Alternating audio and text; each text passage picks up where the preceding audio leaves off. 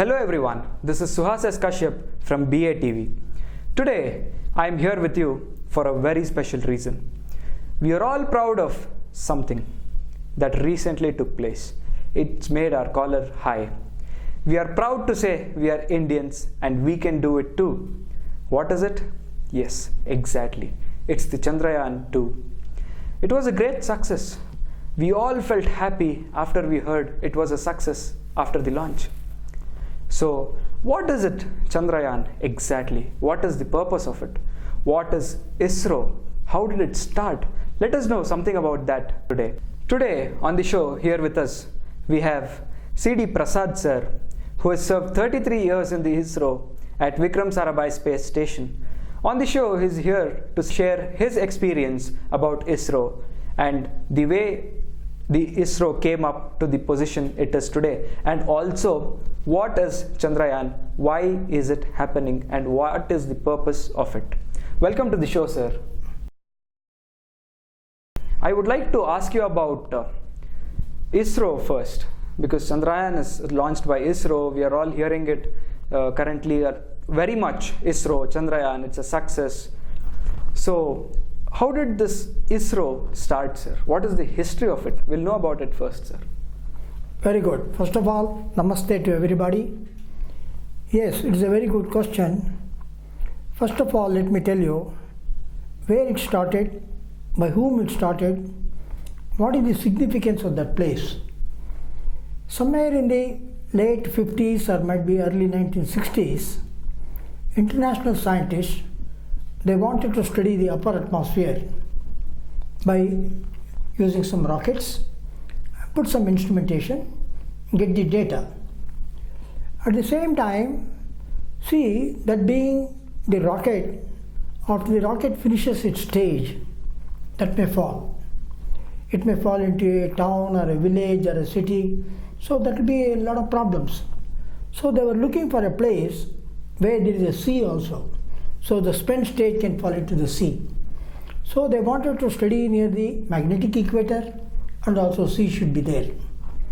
Here, the Kerala's capital, Thiruvananthapuram, where we have the magnetic equator and also the Arabian Sea. So that facilities, since it was available, at that time Dr. Vikram Sarabhai, he was the chairman of Atomic Energy at Bombay. Sarabhai was a great visionary. He was able to look forward. Yes, my country will need this rocket. Definitely in the future, there will be a lot of progress. It will be very, very essential. So he invited the foreigners. Though he has invited, Sarabhai had only a small, you can say, some physicists, some astronomy, such people only were members in that. That he called it as INCOSPAR, INCOSPAR, Indian National Committee for Space Research. So with that, it was not good enough to go for a big rocket making, and a lot of place was required. He requested Kerala Chief Minister at that time, Namboodiripad. So he said, I want vast area land. Yes, considering the scientific requirement what Sarabhai is proposing, so Namboodiripad said, what place you want? So about 10 kilometers north of Trivandrum, there is a village called Tumba.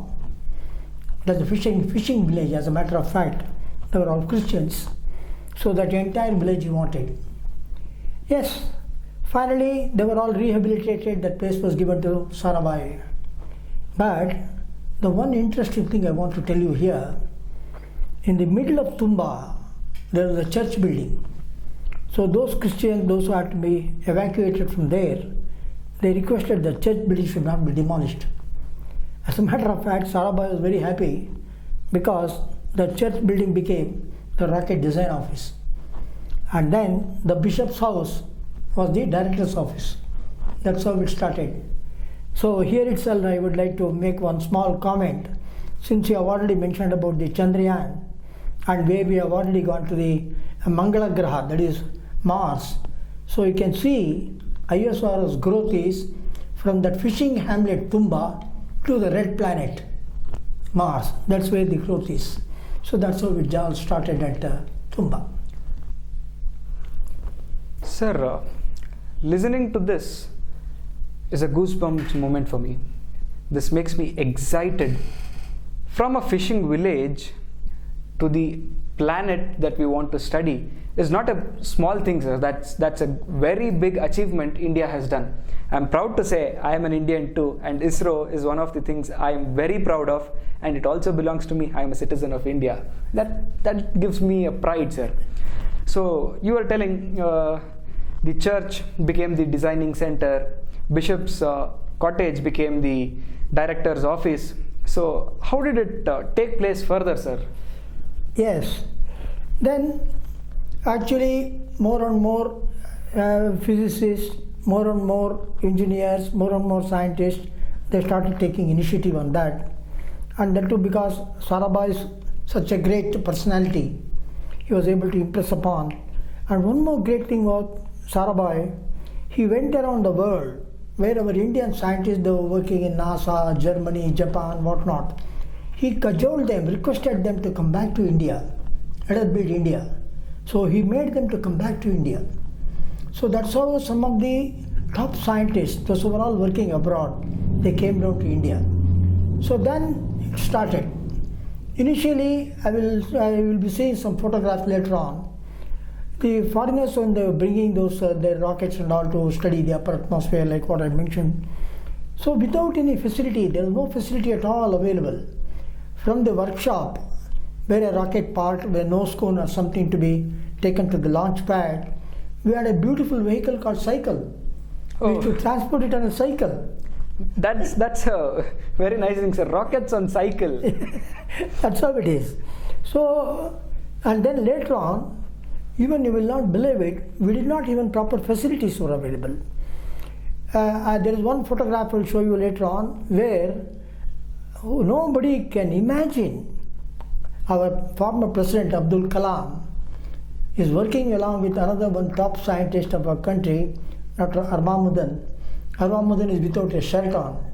They are working in a laboratory as almost like laborers. That's how they worked those days. So who has imagined that small little fragile fellow will become President of India?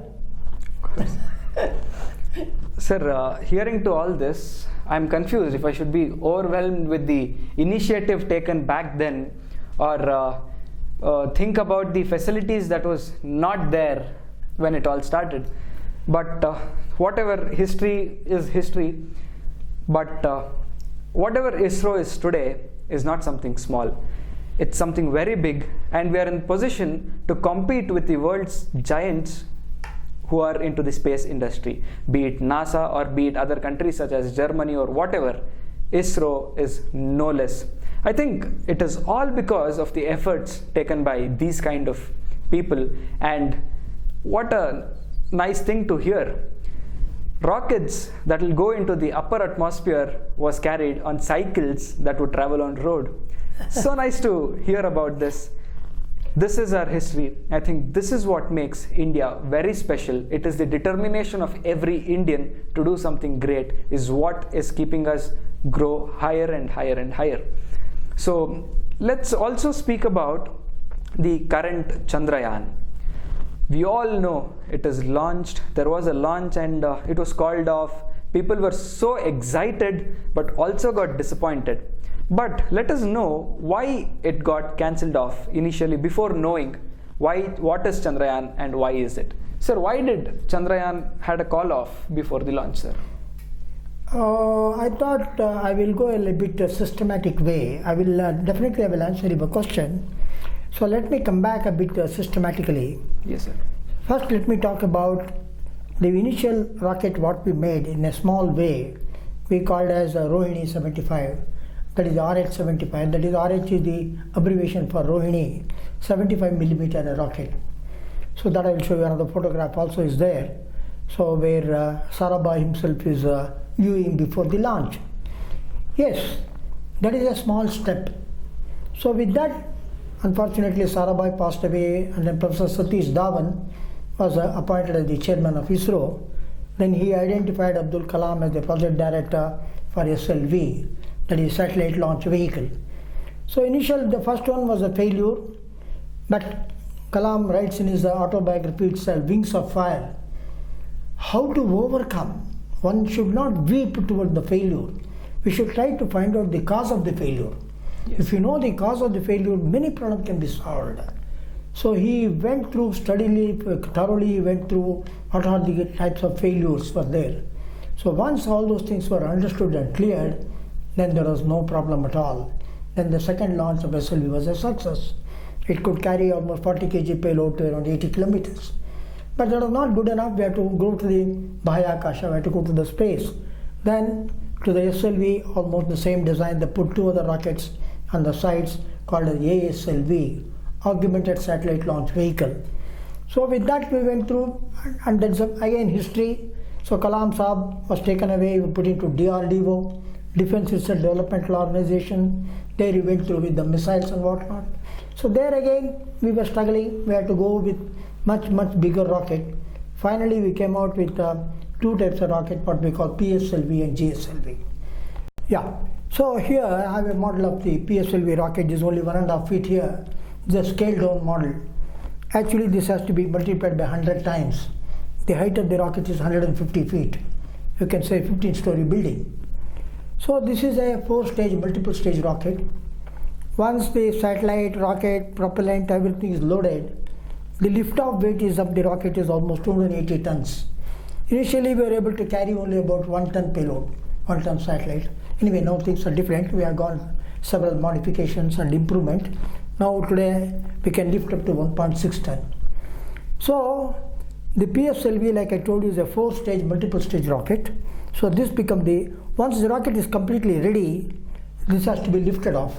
So we have a first stage, this is the first stage of the rocket, where we use chemical, that is the solid propellant. And that will not be able to lift 280 straight away, that complete load. So we have 6 strap-on motors. So here we call PSOMs. They are the strap-on rockets for that. So these 6, again now we have gone through with several phases, depends upon the satellite. Some customer may come, now we are catering to foreign countries also.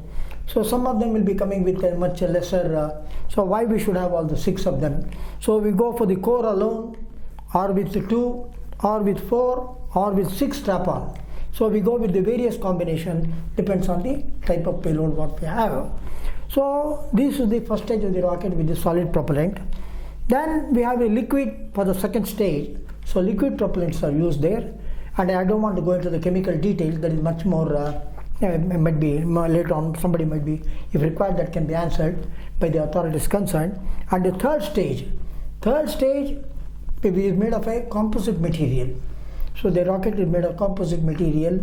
So this again, I have shown you in the earlier photograph, the rocket cycle being pushed by one of the scientists, on Mr. Satya. So our own Kannadiga, he is the designer of the third stage of the rocket. He used FRP, fiber reinforced plastic. So that is the third stage of the rocket, and then comes finally the fourth one. So here the satellite is engulfed with 2 heat shield, what we call. So this heat shield will be protecting the satellite during the ionosphere journey. Once we cross the ionosphere, the heat shield is no more required. So the main purpose of the rocket is to carry the satellite. All parts, once that function is over, that will be detached. So and then the heat shield will be detached after we cross ionosphere. So the satellite will be released. So this is the combination for the PSLV. Using this PSLV, because you talked about the Chandrayaan 2 mission, I wanted to go with Chandrayaan 1 mission. So first we started with the Chandrayaan 1. There earlier already 4 countries, that is Americans, the Japanese, the Chinese, Russians, so they had already done that venture and the Chandrayaan on the moon mission, and they have selected certain plain area. So we also at that time, we also thought about why we also, India also cannot do that, we should try to do that. Some of the physicists and whatnot, they gave the proposal. So with that, using the PSLV rocket, we did the Chandrayaan 1 mission. In the Chandrayaan 1 mission, we had about 11 experiments were there. The main, some sensors and all we had put to find out what will be the mineral available there, or what sort of components are available on the moon. It was more like a study. So with that, we came to know with the Chandrayaan mission, that was only the first time we were doing, mind you, that again, India's, with no country's help. So we had the knowledge, of controlling a satellite orbiting around the Earth. Now we have to take it to the moon orbit. So you can imagine, at the time of launch, the satellite size was as big as an auto rickshaw. Now once the satellite is launched, it has to travel several kilometers. So only after about 6 or 7 days, by the time the satellite has already gone nearly 4 lakh kilometers, the satellite cell will be nothing. That we have to control from Bangalore here only. This is first time we did that 100% successful. So we changed over to the moon's orbit, and then finally we got the various pictures, various locations, and what's all is available there in that area with the sensor. We got it. With that encouragement, then started progressing much and more, because from 2008 to in between at 2014 we had the Mangala MOM also, Mars Orbiter Mission. Some of the students or some community, if they want to know about MOM, you all know the latest 2000 rupees note. On one side of the note, currency note, you have Mahatma Gandhi, on the other side you have got that MOM, Mars Orbiter Mission is there. So that we did it in 2014.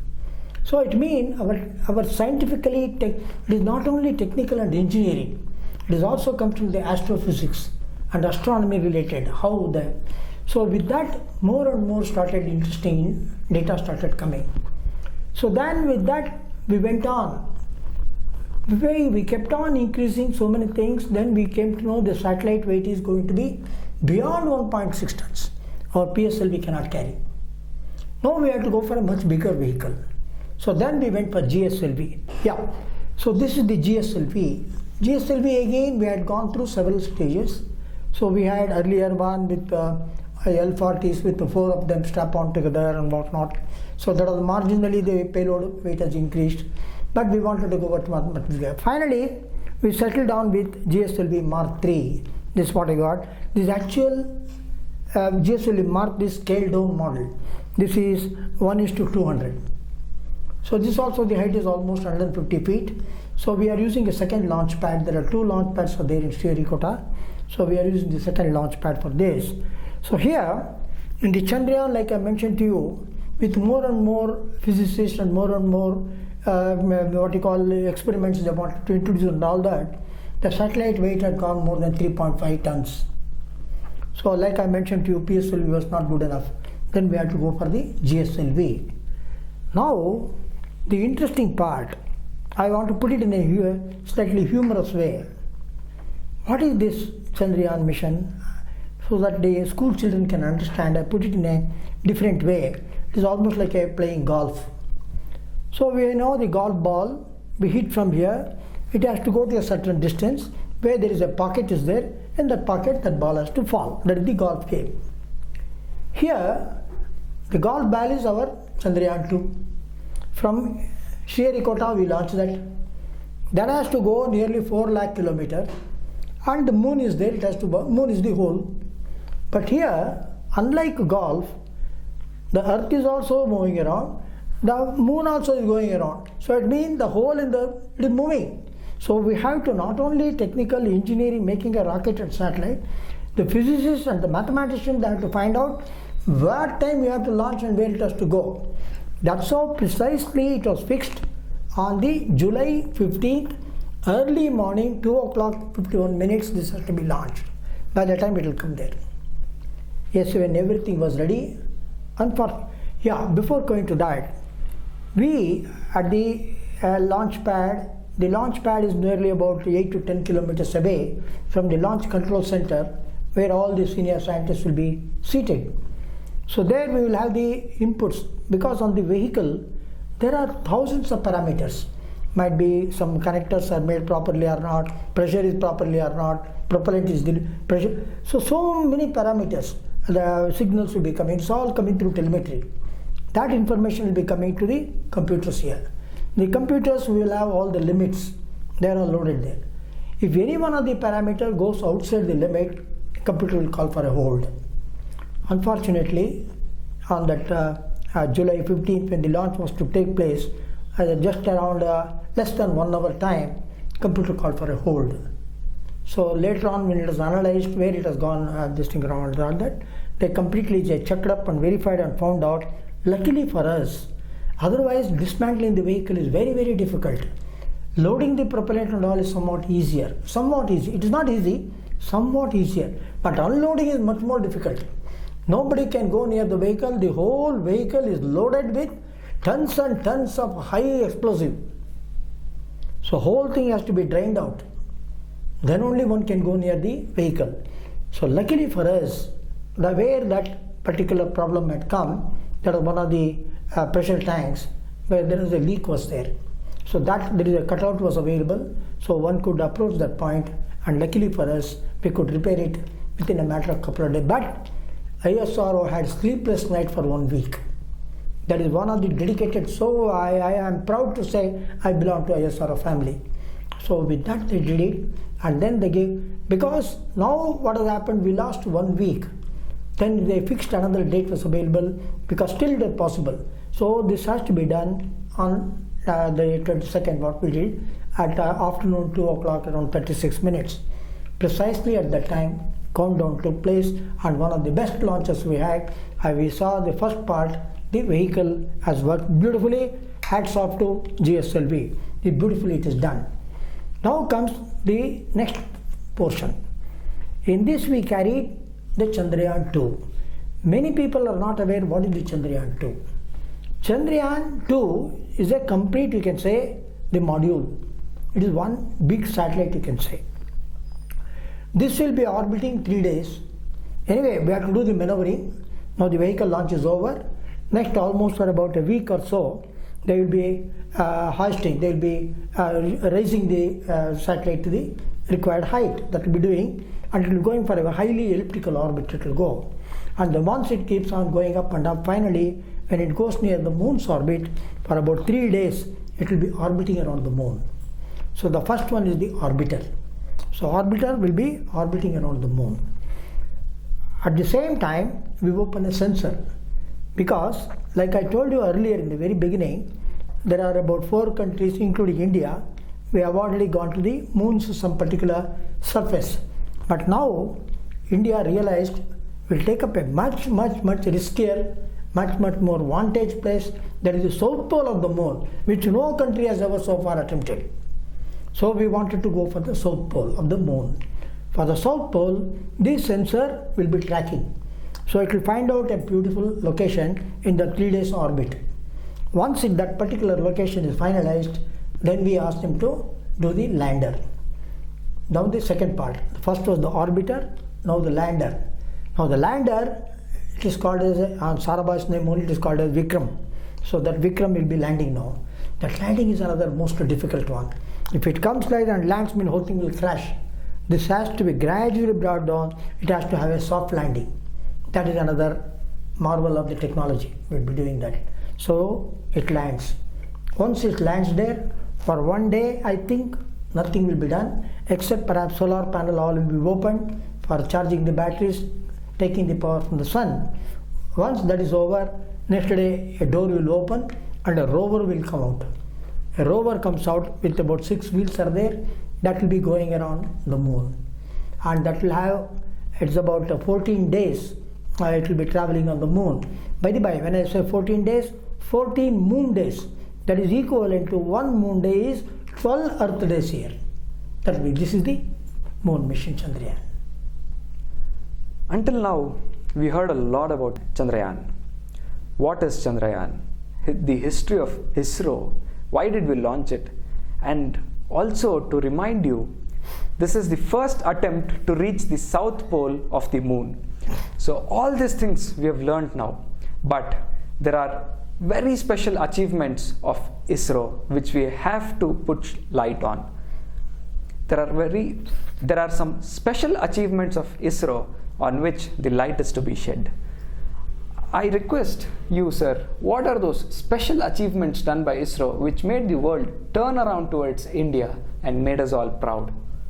Yeah, just before touching that subject of your, I just want to tell you, by launching GSLV Mark III, the journey has just commenced. Like I told you, the door opens and the rover comes out. You have to wait till September 6. September, that is a long journey.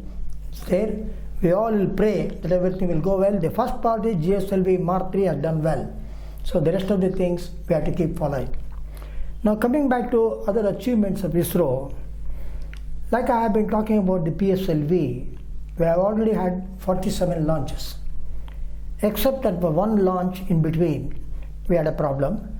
Otherwise, our success rate is almost 99.5%. Internationally, they consider ISRO is one of the topmost in these, we can say, light satellites. That is about, say, about below 2 tons. So we are one of the topmost in the country. So, in view of that, we started attracting international customers. We started launching for them. In the PSLV 37th launch, we created a world record. We carried 104 satellites in one PSLV rocket. Earlier it was only by Russians with about 37 satellites in one go, whereas we put hundreds. It is a world record. So even the whole space community, they are wondering how these ISRO people have done it. That's one of the greatest things. So 37 was the record created by Russians, and we broke it with almost more than double the gap of whatever was done. So I think ISRO is making every Indian proud. Every Indian say, ISRO is what we have. ISRO is an institution in India, and we are the creators of legacy, we are the creators of history, and we are unmatched. That is what I think ISRO is telling all the countries in the world. Okay, so like we are all familiar with the GPS system. We have been paying a lot of money to those who are having that GPS system, huge amount, and that too might be in dollars. So we were paying. So finally, India also thought, that means ISRO, why not we make our own GPS system? So with that, we are not bothered internationally. Especially we wanted to take care of our country. So we are having LEO, that is low Earth orbit, our PSLV itself. So we put around 300 kilometers above the Earth, we make a constellation. So we put 7 satellites that will cover the entire length and breadth of our country. Why length and breadth of our country? Beyond also. So even right up to Indonesia, Lanka, even the Pakistan, Arab countries. So we can give the GPS system. So that we have already completed now. And then that they call it as IRNSS. That is Indian Regional Navigation Satellite System. That became somewhat too much of a technical name. So Honorable Prime Minister, he gave his own name he had given. He called it NAVIC. NAVIC. That is Navigation in Indian Constellation. There is double meaning. Navik, that we all know. So earlier they used to look at the stars and whatnot. They used to do the navigation. But now it is the Navik mean navigation in Indian constellation using small equipment, small almost like mobile. So this will be given to the fishermen. So they go to already the Goa, Karwar, this side fishermen, and even Tamil Nadu in south, they started using our Navik, and they started using and also we are given to Indian Army. So we can use it for the military purpose also. So perhaps by around next year or so, this will become more popular. It can be incorporated to our school buses. So we will know our school buses are all having our own navigation system. So these are all the type of facilities what our ISRO. And then recently, that I don't want to touch more about that. You all know, you have seen in the TV and all, it has come about the surgical strike what we did. For Indian Army, we had given our own satellite where the resolution is very, very good. So we can pick up from more than hundreds of kilometers. We can pick up the movement of anybody on the ground. So that's also we are doing that. So now finally, these are all the things what we talked about, the achievements. And all we can see several customers are coming to us because we are technically we are very sound, success rate is very high, and we are very cheap compared to anybody in the world. So I need not stress upon that. Even the Chandrayaan mission or the Mangalyaan mission, what we have done, like our Prime Minister mentioned, it is less than the auto rickshaw fare. That's how what we have done to that distance. That's the amount what we have spent. So even for making a film, Hollywood, they have spent more money than what we have done for the Mangalyaan. So that's where our success rate is. So making something available at a cheaper cost, but no compromise in the quality and no compromise in its success is what is ISRO known for. Sir, ISRO has been working from very long. It has its own success, it has its own legacy. I was just curious about the future plans of ISRO, because ISRO has touched every segment. It has helped the army, it has helped the security and safety of the people, it has helped them navigate, it has helped scientists study about Mars, it has also helped in studying about Moon, and we have already launched one, and you've told us to wait until September to know more about it. So it's a long wait, but still we'll have to wait. And I'm very much curious about what are the future plans of ISRO, sir? It has already done so much. What more is remaining to be done? Yeah, okay.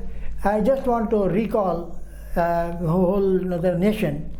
Our last Independence Day speech, Prime Minister addressed from Red Fort that by the year 2022, India will be sending our astronauts. That is Gaganyaan.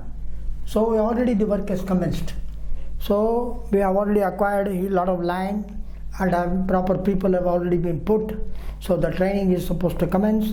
But initially, since we are very new in this subject, training the astronauts, so we are taking the help of the Indian Air Force. So Indian Air Force, they have their own, I am not very sure to say, air medicine something is there in Bangalore itself. So they are using the facility there. And also I think for initially we are seeking the help from Russians and also perhaps from the French people. So already a set of people are being selected to train for the Gaganyaan. So for that, 2 or 3 things has to be done. One is the training of the astronauts, that is one side of it. The other, that is as far as the human part is concerned. But the other side is, we can't just send an astronaut and forget about him. The poor fellow has to be brought back. So we have to have re-entry. Because once the vehicle goes through the ionosphere and whatnot, we will have the heat shield, and like what I mentioned earlier. Now during the re-entry, we all know what happened to Kalpana Chawla and such damages. So we have to see their protection. So we have to see how far we are having the knowledge about the re-entry. So we have to, earlier also we had done, we send a capsule. So we allow that capsule to this thing around 3 or 4 days around the globe, and after orbiting, we give a descent command and we bring it back. So we have to bring it back to exact location where we want. Might be some couple of kilometers here and there, that's okay. So we have to get back into that. That thing we have already done earlier. So we have understood by that, that is in PSLV 7th launch, we have done that one capsule we have sent for 3 days, and that we got it back. And then the heat shield, some of the heat shield were damaged, so we know it is not adequate. So we have to improvise on that technology of heat shield. So subsequently later on, using one of the GSLV also, we have done that one of the experiments of the re-entry, that precisely where we wanted in the Indian Ocean, near Andamans. It has come exactly at that point.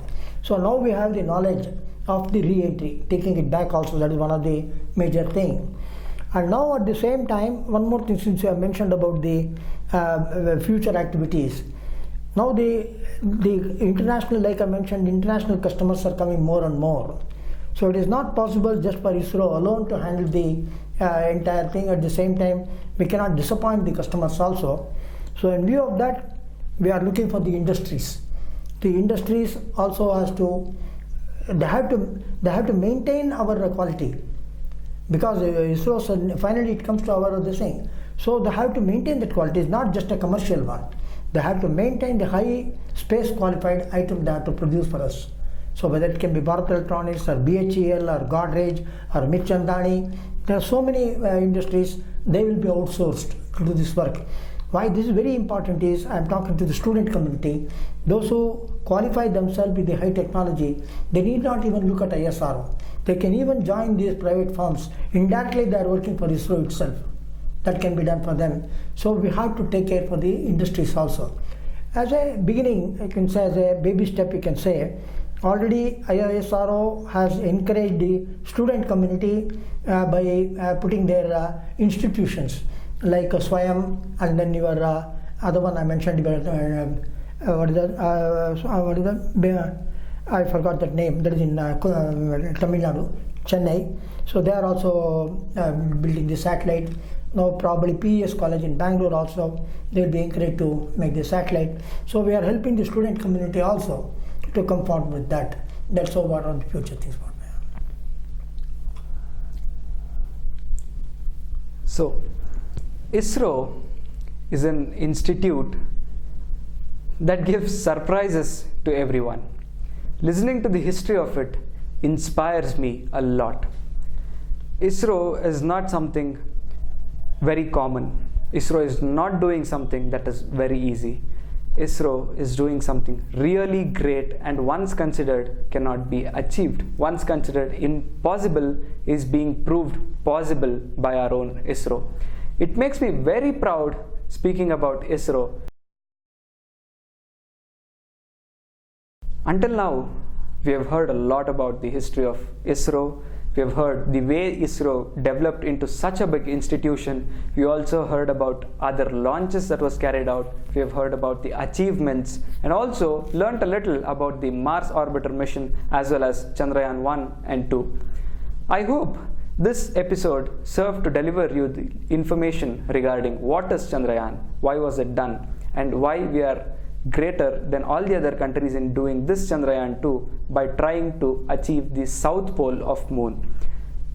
So I would like to end this show by telling you a thank you, and also thank you to our Prasad sir, who has given us a lot of information on this show.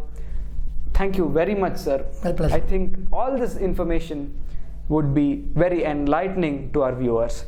Thank you. Okay, thank you all.